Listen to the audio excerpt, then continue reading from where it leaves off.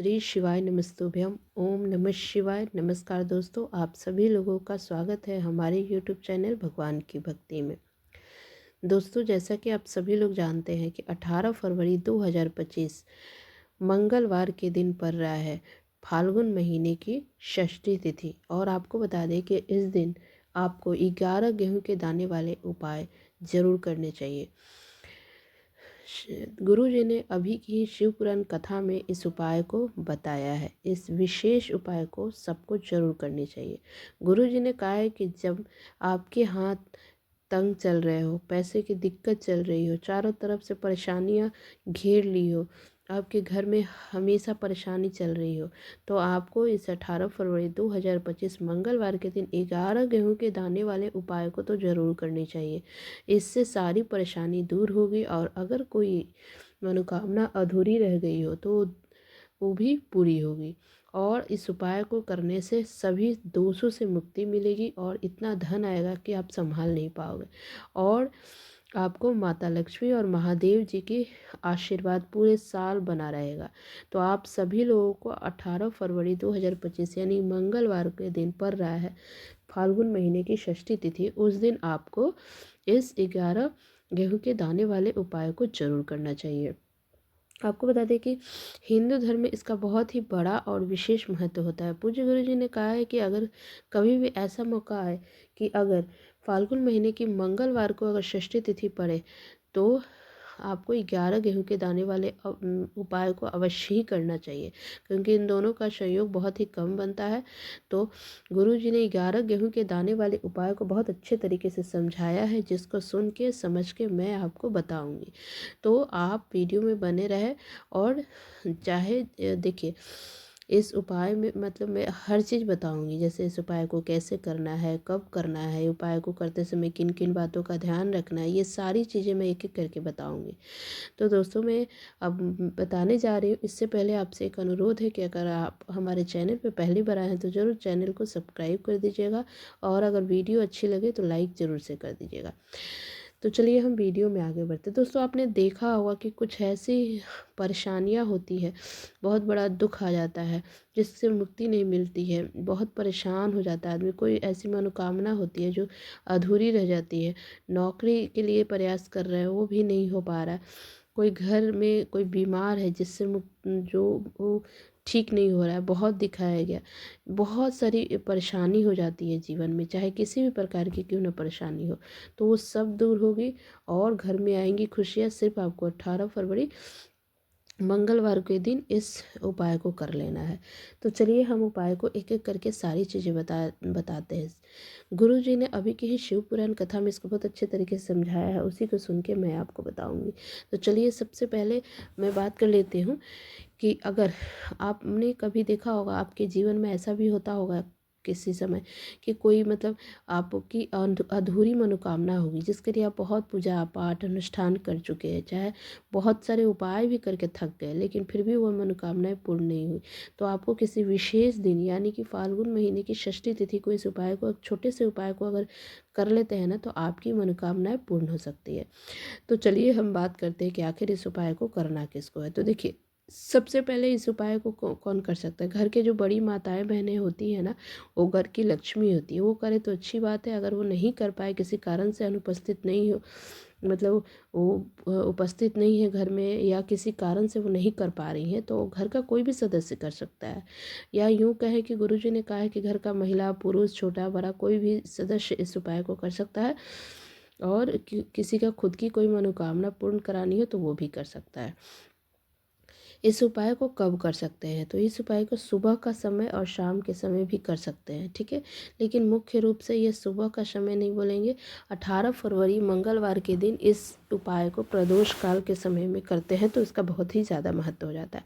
ऐसे सुबह के समय में भी कर सकते हैं, अगर किसी कारण से अगर शाम में नहीं कर पाए तो ठीक है। यानी कि आप दोनों टाइम में ही कर सकते हैं, सुबह में भी और शाम में भी, इसमें कोई दिक्कत वाली बात नहीं है, ठीक है। देखिए, इस उपाय को करने से देखिए आपके जीवन में जो भी किसी भी प्रकार की परेशानी क्यों न चल रही हो, होता है ना कभी कभी बहुत सारी परेशानी हो जाती है, दुख कष्ट आते हैं जिसके कारण भी पता नहीं होते, जैसे मंगल दोष हो सकता है, पितृ दोष हो सकता है। बट अब आपको कई तरह के दोष होते हैं, हो सकता है उस कारण भी हो रहा हो। तो अब आपको कारण पता करने की ज़रूरत नहीं है कि किस कारण से हो रहा है। ठीक है, बस आपको अब इस उपाय को कर लेना है। चाहे आपके व्यापार में अच्छे से मुनाफा नहीं हो पा रहा है, धन हानि हो रहा है घर में, या पैसों के लेकर बहुत दिक्कत हो रहा है, पैसों से संबंधित बहुत परेशानी आ गई हो, तो आपको 11 गेहूं के दाने वाले उपाय को ज़रूर से कर लेना है। तो चलिए हम उपाय की बात करते हैं कि करना कैसे है। तो देखिए, उपाय के लिए आपको क्या करना है, 11 गेहूं के दाने लेने हैं। ठीक है, आपको 11 गेहूं के दाने लेने हैं और फिर 11 चावल के भी दाने लेने हैं। ठीक है, उपाय के लिए 11 गेहूं के दाने और 11 चावल के दाने लेने हैं। ठीक है, एक कटोरी में आप ले लीजिए, ये कहीं से भी मिल जाए, आप घर में जो इस्तेमाल होता है उसको भी ले सकते हैं, या आप दुकान से भी खरीद सकते हैं। साथ में आपको एक तांबे के लोटे में जल भर लेना है, वो भी घर से ही भर के ले जाना है। ठीक है, बाहर नहीं, घर से ही भर के मंदिर तक आपको ले जाना है, घर का होना चाहिए वो जल। ठीक है, और 11 चावल के दाने और 11 गेहूं के दाने आप एक एक मुट्ठी रख सकते हैं। वहाँ अगर साबुत निकालना है, कहीं भी टूटा फूटा ना हो, इसका ध्यान रखना है। बिल्कुल साबुत चढ़ता है, कभी कभी भी उपाय या भगवान को अगर चढ़ाना हो तो आपको है साबुत चढ़ाना होता है, कहीं से टूटा उटा ना हो। ठीक है, तो 11 चावल के दाना, 11 गेहूं के दाने ले लेना है और 1 लोटा जल घर से लेके, शुद्ध जल लेके जाना है। ये उपाय आपको घर में नहीं, शिव मंदिर में करना है, शिवलिंग के पास। ठीक है, तो ध्यान से सुनिएगा आपको क्या करना है। तो सबसे पहले आपको ये सारी सामग्री लेके शिव मंदिर में पहुंचना है।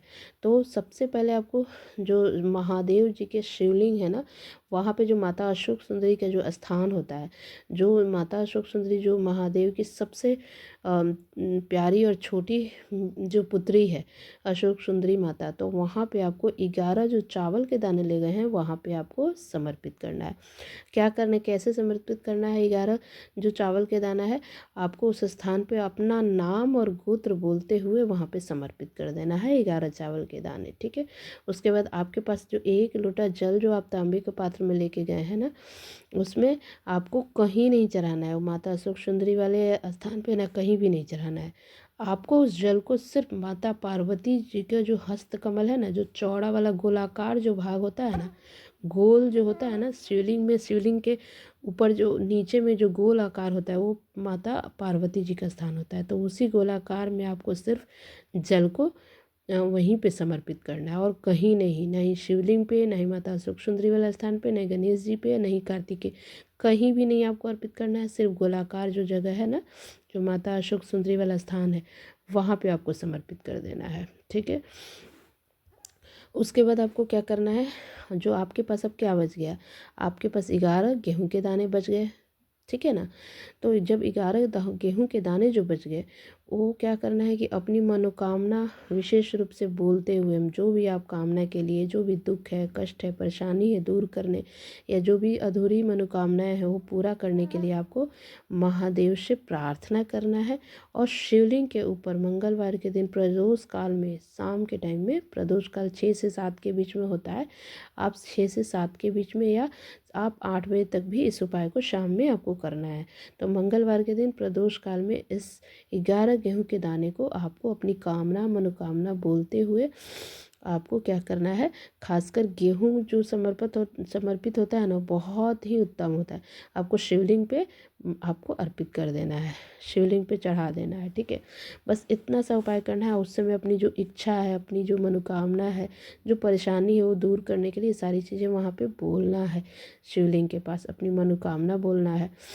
और अगर ऐसा करते हैं ना, अगर आप प्रदोष काल में मंगलवार के दिन अगर ये जो गेहूं का जो दाने हैं वो आप अगर शिवलिंग पे चढ़ाते हैं ना, तो आपको बता दें कि आपको शीघ्र ही आपकी इच्छाओं की पूर्ति होती है। बहुत ही प्यारा और बहुत ही उत्तम उपाय है, क्योंकि आपको बता दें कि अगर प्रदोष काल में अगर इस उपाय को करते हैं तो गुरु जी ने कहा है कि भगवान शिव के शिवलिंग पर 33 कोटि देवी देवताओं का वास होता है। अगर हम शिवलिंग के सामने कुछ भी, कोई भी सभी वो उपाय कर लेते हैं ना, तो हमारे सभी देवी देवता हमसे खुश हो जाते हैं, हमारे हमसे प्रसन्न हो जाते हैं। यह उपाय आपको अवश्य करनी चाहिए, और सुबह के टाइम में नहीं कर सकते हैं तो अब आपको बात करते हैं कि सुबह में नहीं कर, अगर शाम में अगर नहीं कर पाते हैं किसी कारण से, तो आपको, लेकिन इसको शाम को ही करना है। लेकिन अगर नहीं कर पाए तो आप सुबह में करेंगे, लेकिन कोशिश करें कि समय के अंतराल यानी शाम में ही करें, ठीक है। तो कोशिश कीजिए कि शाम में बहुत ही उत्तम उपाय है, इस उपाय को जरूर से कीजिएगा, आपको ज़रूर फ़ायदा देखने को मिलेगा और आपकी शीघ्र ही मनोकामनाएं पूर्ण होगी। तो इस उपाय को आप जरूर से कीजिएगा। अगर हमारा वीडियो पसंद आए तो लाइक कर दीजिएगा, अगर हमारे चैनल पे आप पहली बार आए हैं तो ज़रूर से सब्सक्राइब कर दीजिएगा। हमारा वीडियो देखने के लिए आपको बहुत बहुत धन्यवाद।